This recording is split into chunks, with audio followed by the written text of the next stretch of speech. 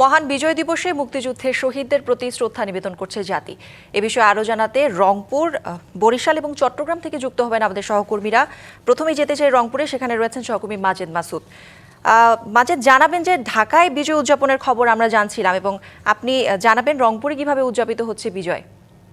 কৌরি, প্রথমে আপনাকে মহান বিজয় দিবসের শুভেচ্ছা। আপনি নিশ্চয়ই জানেন যে আসলে যুদ্ধ জয়ের অপার আনন্দ, গৌরব এবং বীর বাঙালির যে বাঙালি জাতির যে বীরত্বগত আত্মত্যাগ, এর বেদনার মধ্য দিয়ে কিন্তু আজকের এই দিনটিকে শোক, বেদনা, আনন্দের মধ্য দিয়ে দিনটি উদযাপন করছে পুরো জাতি। সারা বাংলাদেশের নিয়ে রংপুরেও নানা আয়োজন রয়েছে। বিশেষ করে সূর্যোদয়ের সাথে সাথেই 31 বার তোপধ্বনির মধ্য দিয়ে দিবসের শুভ সূচনা শুরু হয়। এরপরে কিন্তু আমরা দেখেছি আজকে শহীদদের যে স্মৃতির মিনার রয়েছে, সেখানে বিভাগীয় প্রশাসন, জেলা প্রশাসন, মেট্রোপলিটন পুলিশ কমিশনের সহ প্রশাসনের পাশাপাশি বিভিন্ন রাজনৈতিক দল এবং মুক্তিযোদ্ধার নেতৃবৃন্দ তারা কিন্তু শহীদদের স্মৃতির মিনারে পুষ্পার্ঘ্য অর্পণ করে শ্রদ্ধা নিবেদন করেছেন। এর পরপরই কিন্তু সাধারণ মানুষের জন্য কেন্দ্রীয় যে শহীদ মিনার টাউন হল চত্বরে নির্মিত, এটি সাধারণ মানুষের জন্য খুলে দেওয়া হয়।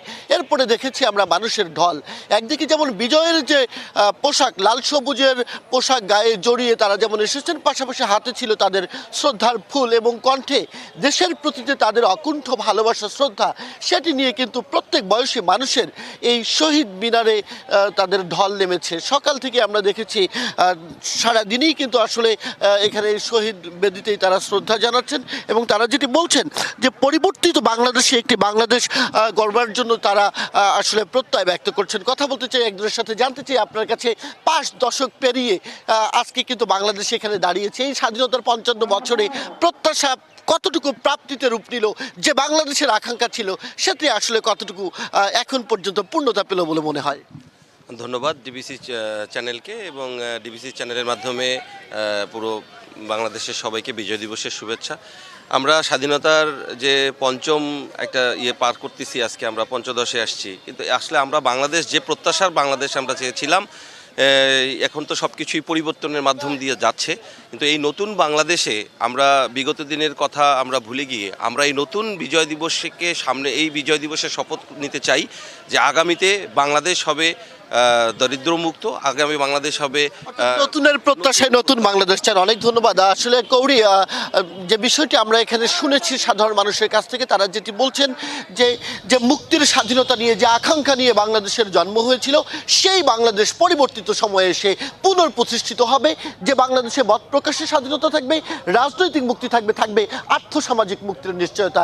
এমন একটি বাংলাদেশ গড়বার প্রত্যয়ই ব্যক্ত করছেন আজকে শহীদ বেদিতে যারা শহীদদের শ্রদ্ধা জানাতে এসেছেন। এছাড়াও দিনভর নানা আনুষ্ঠানিকতা রয়েছে, একটু পরেই আলোচনা সভা রয়েছে, মুক্তিযোদ্ধাদের সংবর্ধনা রয়েছে। নানা আনুষ্ঠানিকতার মধ্য দিয়ে আজকের এই দিনটি সারাদিনই উদযাপন করবে রংপুর বিভাগীয় প্রশাসন। কৌরি। জি মাসুদ, ধন্যবাদ আপনাকে। দর্শক, আমাদের সাথে বরিশাল থেকে যুক্ত হয়েছেন সহকর্মী জিয়াদ মাহমুদ। জিয়াদ, বরিশালে বিজয়ের আনুষ্ঠানিকতা সম্পর্কে জানাবেন।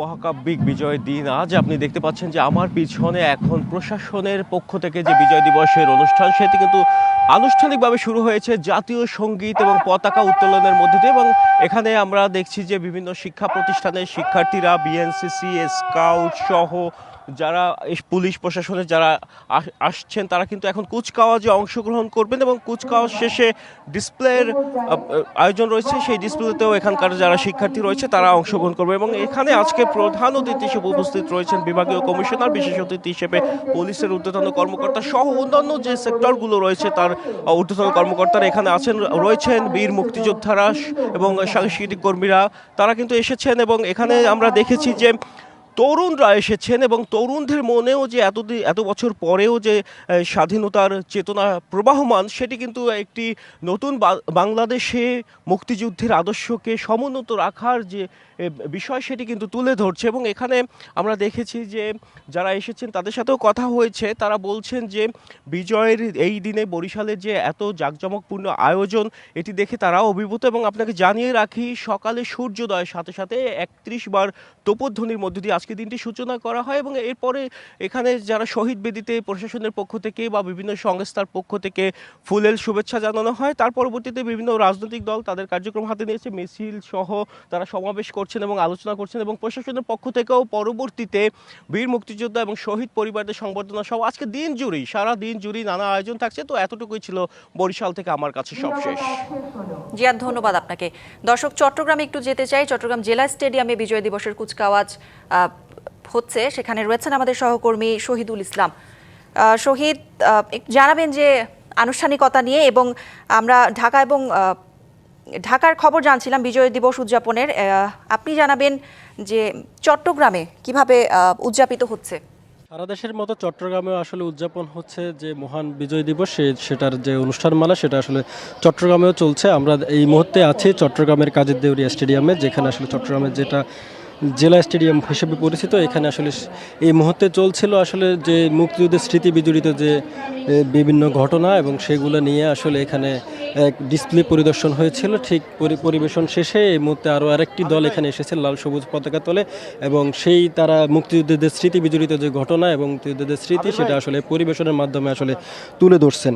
এছাড়াও চট্টগ্রামে সকাল 8টার দিকে যে জেলা স্টেডিয়াম রয়েছে, এই জেলা স্টেডিয়ামে আসলে চট্টগ্রামের বিভাগীয় কমিশনার এখানে উপস্থিত থেকে এবং এখানে যে প্যারেড এবং কুচকাওয়াজ যে অনুষ্ঠানের আয়োজন করা হয়েছিল সেটার আসলে উদ্বোধন করেছেন।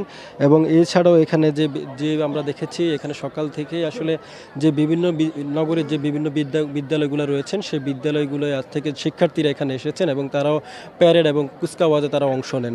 এবং এছাড়াও যে চট্টগ্রামের যে বিভাগীয় কমিশনার রয়েছেন ডক্টর মোহাম্মদ জিয়াউদ্দিন, তিনি আসলে এখানে এই যে প্যারেড এবং কুচকাওয়াজ তিনি সকালে আসলে এখানে উদ্বোধন করেন এবং এনার সাথেই ছিলেন আসলে বিশেষ অতিথি হিসেবে আসলে উপস্থিত ছিলেন জেলা প্রশাসক মোহাম্মদ জাহিদুল ইসলাম মিয়া।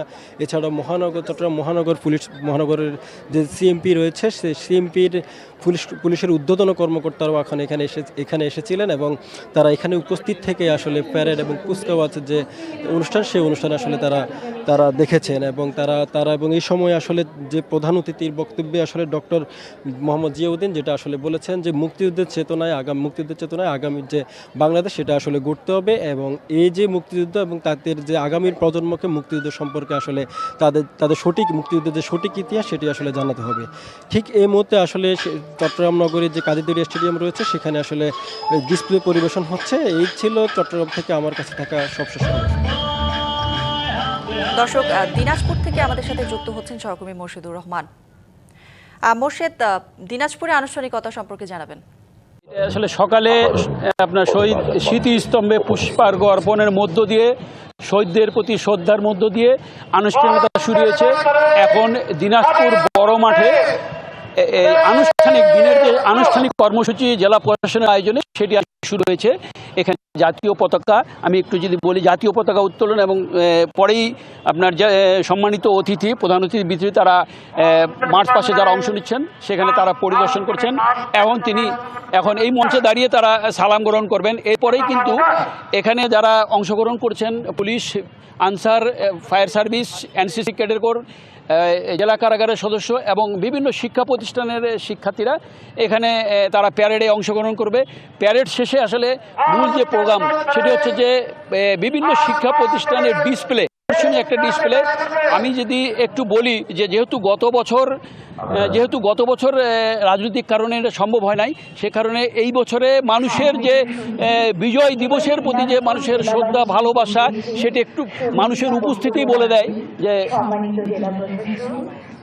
এই দিনটির জন্য তারা কত অপেক্ষা করে। এই বিজয়ের দিনটির জন্য মানুষের উপস্থিতি আসলে বলে দিচ্ছে যে এখানে আসলে গত বছর যেহেতু রাজনৈতিক কারণে করতে পারে নাই, এবারে সকাল থেকেই কিন্তু মানুষজন এই দিনাজপুরের ঐতিহাসিক এই বড় মাঠে অংশগ্রহণ করেছে এবং তারা কিন্তু পুরো অনুষ্ঠান উপভোগ করার জন্য তারা কিন্তু এখন মাঠে অপেক্ষা করছে। এরপরেই কিছুক্ষণ পরেই শুরু হবে আর কি মার্চ পাস্ট। বিভিন্ন বাহিনীর এবং শিক্ষা প্রতিষ্ঠানের সদস্যদের সমন্বয়ে গঠিত তারা মার্চ পাস্ট করবে। মার্চ পাস্ট পরেই কিন্তু বিভিন্ন শিক্ষা প্রতিষ্ঠান তাদের নৈপুণ্য অর্থাৎ ডিসপ্লে প্রদর্শন করবে। এই ছিল আজকের দিনের যে কর্মসূচি। পরে বেলা 11টায় আছে মুক্তিযোদ্ধাদের সম্বর্ধনা, গণসম্বর্ধনা দেওয়া হবে মুক্তিযোদ্ধাদের এবং এছাড়া খেলাধুলা, বিভিন্ন টুর্নামেন্ট এবং ছবি আঁকা বিভিন্ন কর্মসূচি আসলে বিজয় দিবসের দিনব্যাপী আসলে এই কর্মসূচি চলমান থাকবে। গৌরী।